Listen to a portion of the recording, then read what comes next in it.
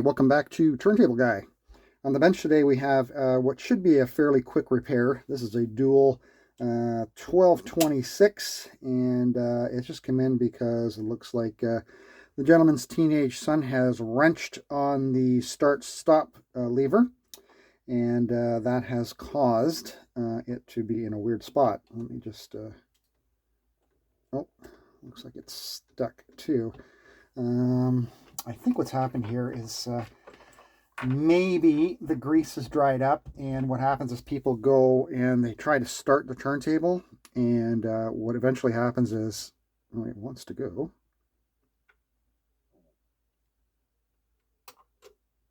See if it returns. See where it is? That's not where it should be. It should be pointing directly down here. Oh, it's repeating too. Unless it's stuck. Anyway, it's not functioning correctly, so we're just going to pull it out, have a look what's going on with this lever here. Not only is it in the wrong spot, it's actually tilted a little bit. So I think he's put a bunch of pressure on this thing and cranked it. And that does happen. So let's just loosen these two retaining screws here. You can also, for security reasons, remove your cartridge, which is, in this case, a Shure Premier. It looks like an M75. Yeah. And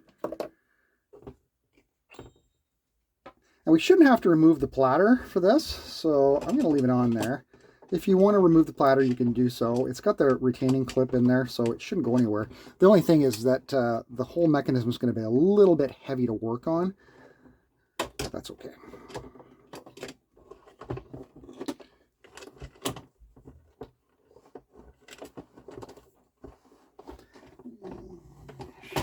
Loose.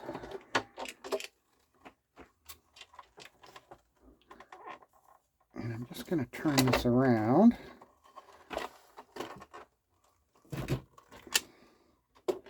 And just put the arm. I'm going to set it up again once we're done here. We'll just put the arm in there. So what are we looking at here? We're looking right here. Oh, this doesn't look good. Yeah. So this is the area in question.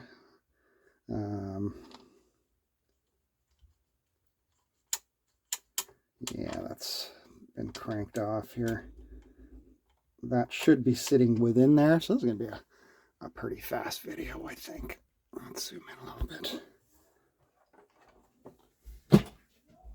Try to get this out of the way so you can see better. So what we're going to do is we're going to loosen this nut, and this is the natural starting position. And what happens is when you move it to start or stop, it goes left and right, and it moves the main actuator arm here, which turns on the switch, turns on the motor, and gets the main cam spinning. But as you can see here, this one has come out of the slot. So let's quickly grab a set of pliers and just loosen that nut.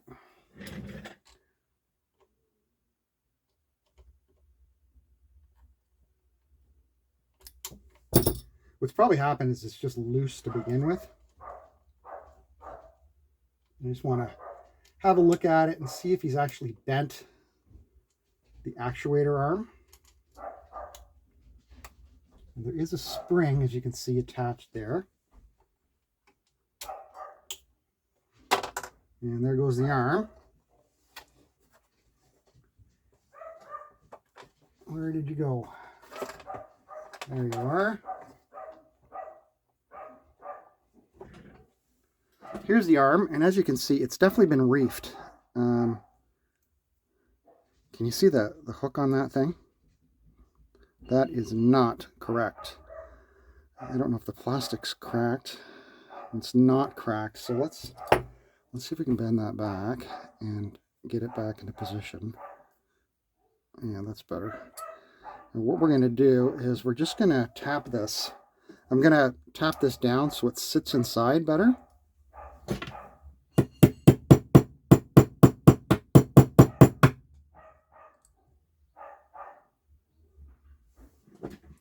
This is what it looks like. coming out.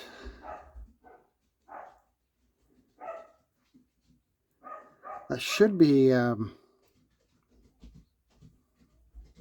think that's our problem. The plastic inside has worn out, and what happens is he's cranked on it, and obviously, like I've said many times, when you have metal inside of plastic and you put too much force or pressure on it, eventually it's going to break. So the only thing we can do here really is we need to reset this because it can't stay like this. So I'm going to mix up some epoxy, and we're going to put this back together. We're going to glue it down. I'm going to clean out this a little bit here. We'll get some epoxy on here, glue it, and then we'll repair it, and hopefully that shall be it. So let me mix up some epoxy, some 2-part, and I shall return. One thing I want to show is there's a little spring under there. You're going to have to attach that. What you're going to want to do is you don't want to just willy-nilly glue this in whatever position you want on that post, because there is a notch. Come on, focus on, there you go. There's a little notch there, and it's a square opening. And when you move this piece over, sorry, my big finger's in the way, you're going to want it centered, right? And you're going to want it pointing down. So this has to be in a specific position. So what I recommend doing here, and what I'm going to do, is I'm going to get this in the position, I'm going to bolt it down, and then I'm going to glue the plastic piece up on the top when it's in position. Okay, so don't glue this ahead of time in whatever position you feel like it, because it has to be in a specific position. This is what I meant about the specific position. So now this is, there's nothing glued into the top, but this is before the nut's put on, and you can see the square piece is sticking through this brass piece in the square slot. The arm is underneath this E-clip here.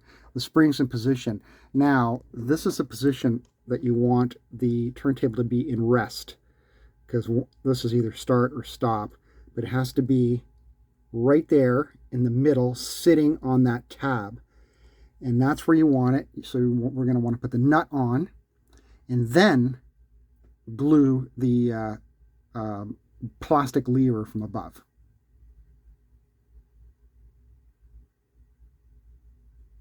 Okay, we've got the nut in position now, and it's naturally at rest. And as you can see, it's sitting right in the center of the tab, and if I reach around to the front, I can turn it to start and stop position. So all I need to do now is to glue our plastic tab on, and that will be next. Okay, so I have confirmed that that's in the right position. I have mixed up some epoxy, and you can see that I have glued the start stop lever, plastic lever, and put it right over that black dot. So we're just going to let that dry. It's a 10-minute setup, but it's got enough friction with the metal post going into the plastic part that it will work. So you can see as I move it ever so gently that it is corresponding with the correct movement here. So that's awesome. And then when we let go of it, it stays in the center position. So other than that, I think I've worked on this turntable in the past. The motor's been lubricated. The main cam was torn apart and re-lubricated. Just your classic dual turntable. Lots of levers, lots of metal. Store your pimple underneath there. As far as I know, this one is working great, other than that that start stop lever. But we'll just let that dry, and then we'll put it back in the base, and we'll give it a quick test. Okay, our glue's had a little bit of time to set up here. I've got it plugged in. I've also got the queuing all the way up so it doesn't drop down, but we're just going to make sure it starts. And it is. And this lever should come back to the center position once the tone arms move into place.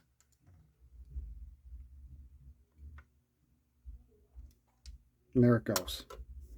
And when the record stops,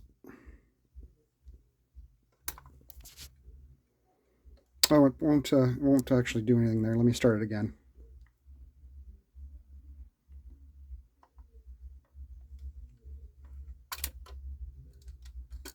The problem is, you don't want to crank this because, like I said, it's just plastic and metal. And eventually you're going to strip the inside of that plastic post, right? Okay, so let's check the stop function. Yeah, that looks like it's working too.